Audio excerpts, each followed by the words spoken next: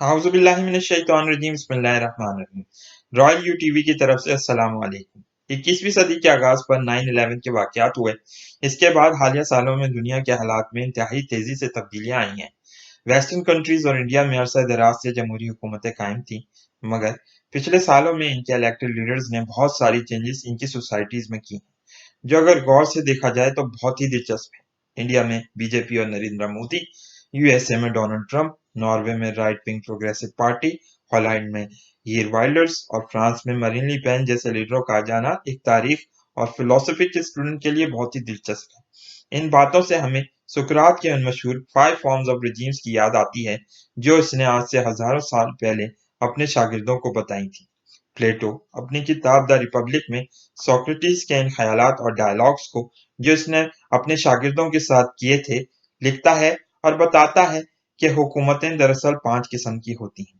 सबसे अव्वल और बेहतरीन हुकूमत एरिस्टोक्रेसी है, जिसमें एक फलसफी और नेक दिल बादशाह अपने चंद नेक, अच्छे और पाकीज़ा दोस्तों और मुशीरों के साथ हुकूमत करता है। इन हुक्मरानों का मकसद सिर्फ और सिर्फ नेकी का हसूल होता है। नेक दिल बादशाह हमेशा अच्छी बातों की तरगीब देता है और बुराइयों से रोकता है, और इस रियासत में पलने वाले बच्चों को भी अच्छी तरबियत और अच्छे इखलाक सिखाए जाते हैं। दौलत, शोहरत और ताकत का हुसूल मद्देनजर नहीं रखा जाता, बल्कि इंसान को इसकी अंदरूनी अच्छाइयों से नापा जाता है। लेकिन ये एरिस्टोक्रेसी का दौर ज्यादा अरसे बरकरार नहीं रह पाता। होता यह है कि जब इन लोगों के बच्चे या इनके बच्चों के बच्चे पैदा होते हैं, तो इनकी प्रायोरिटीज बदल जाती हैं। इनमें एक ऐसा ग्रुप पैदा हो जाता है जो दौलत और ताकत का हुसूल चाहता है। कुछ लोग नेकी को पसंद करते हैं, तो कुछ दौलत, शोहरत और ताकत को। इस फॉर्म ऑफ गवर्नमेंट को सुकरात डेमोक्रेसी कहता है, जहां अमीरों का एक ऐसा तबका पैदा हो जाता है जो हुकूमत के कामों में दखल देना शुरू हो जाता है, जिससे हुकूमत दो ग्रोहों में तकसीम हो जाती है। एक ग्रोह नेकी का हुक्म करता है, तो एक ग्रोह इसका हुक्म मानता है, और दूसरा ग्रोह जो बुराई का हुक्म दे रहा होता है, वो उसकी बात सुनता है। नेकी और बुराई के इस खेल में हुकूमतों के मामलात में ऐसा अक्सर होता है कि फिर ओलिगार्की यानी थर्ड फॉर्म ऑफ गवर्नमेंट वजूद में आती है, जिसमें हुकूमत में शामिल ज्यादातर लोग अमीर होते हैं, क्योंकि बुराई बढ़ जाती है और हुकाम का इंतखाब सिर्फ इनके पास दौलत के जखायर की वजह से किया जाता है।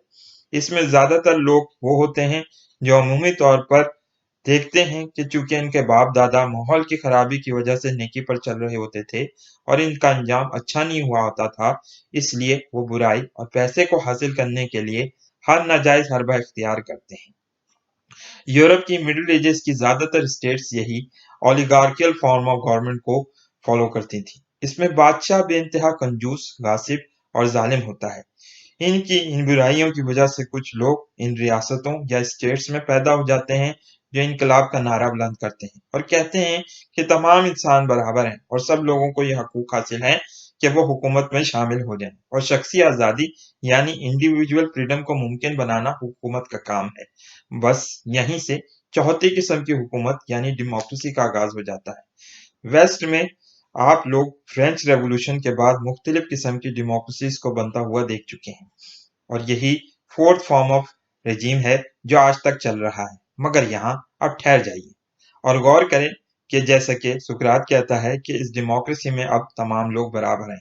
यहाँ साफ आदमी और गंदा इंसान बराबर हैं, कंजूस और रहमदिल बराबर हैं, मेहनती और काहिल इंसान बराबर हैं, बाप और बेटा बराबर हैं, औरत और मर्द बराबर हैं। लोगों के सामने बस अच्छाई और बुराई का तस्वुर खत्म हो जाता है, क्योंकि अच्छाई और बुराई भी बराबर है।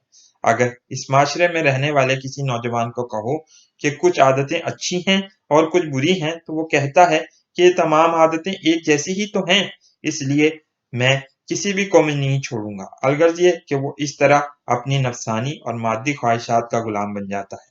वो कभी किसी खिलाड़ी को अपना हीरो बना लेता है, तो कभी किसी अदाकार को, तो कभी कोई सियासी लीडर इसका हीरो बन जाता है। औरतें मर्दों की तरह रूप इख्तियार कर लेती हैं, तो मर्द औरतों का, क्योंकि सब बराबर हैं। बेटा बाप के बराबर होता है, तो वो इसकी बराबरी पर उतर आता है और इसका हुक्म नहीं मानता। उस्ताद अपने शागिर्दों से डरता है, क्योंकि शागिर्द बराबरी की बुनियाद पर इसका मजाक भी उड़ा सकते हैं।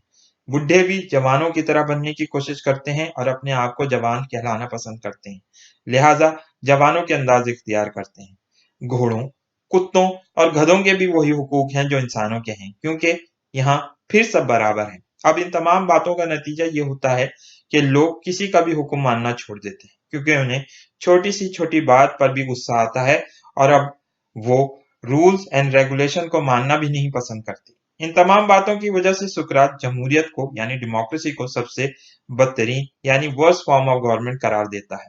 ऐसे में एक शख्स नरेंद्र मोदी या डोनाल्ड ट्रंप की तरह इस माशरे में उठ जाता है, जो मालदारों की एक जमात बनाकर कहता है कि तुम्हारी तमाम तर खराबियों और खामियों की सिर्फ एक वजह है, जैसा कि इंडिया में मोदी ने पाकिस्तान और मुसलमानों को बुराइयों की वजह बनाया और डोनाल्ड ट्रंप ने इमिग्रेशन और इमिग्रेंट्स को कहा कि ये लोग बुरे हैं। अब ये शख्स कहता है कि मेरी जान को खतरा है या मुल्क को खतरा है, इसलिए मुझे इख्तियारात चाहिए ताकि मैं जमहूरियत और मुल्क की हिफाजत कर सकूं, और अगर अपने फॉरेन कंट्रीज के साथ अमन भी हो तो इनके साथ जंग छेड़ देता है।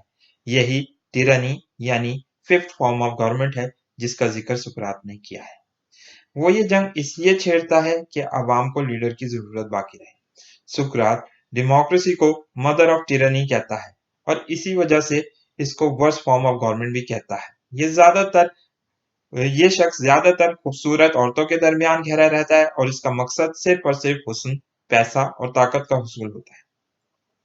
इन तमाम बातों की बुनियाद पर हम ये बात कह सकते हैं कि बरसगीर पाक व हिंद में आप जल्द एक बड़ी जंग देखेंगे, जो नरेंद्र मोदी की सरकार शुरू करेगी, साथ ही साथ डोनाल्ड ट्रंप की वजह से वर्ल्ड वॉर 3 यानी तीसरी आलमी जंग के भी बहुत ज्यादा इम्कानात हैं। इस वीडियो को लाइक कीजिए, शेयर कीजिए, दोस्तों के साथ डिस्कस कीजिए।